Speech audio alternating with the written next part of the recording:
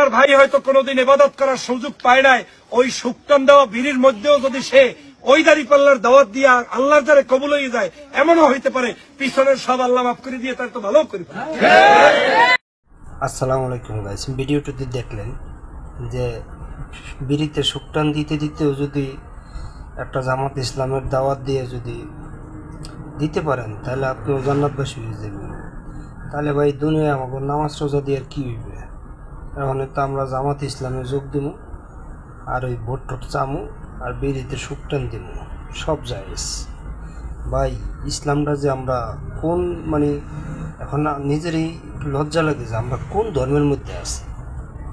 ইসলামকে এরা এত পোষায় যেখানে বিড়ি খাওয়া, সিগারেট খাওয়া, ধূমপান করা, ড্রাগ অ্যাডিকশন করা আমাদের ইসলামের মধ্যে নাই, কিন্তু সেগুলোই তারা এখন জায়েজ করে দিতেছে। আসলে কি এরা ইসলাম ধর্মের লোক নাকি কোনো এজেন্ট? সবাই ভালো থাকবেন, সুস্থ থাকবেন। আসসালামু আলাইকুম।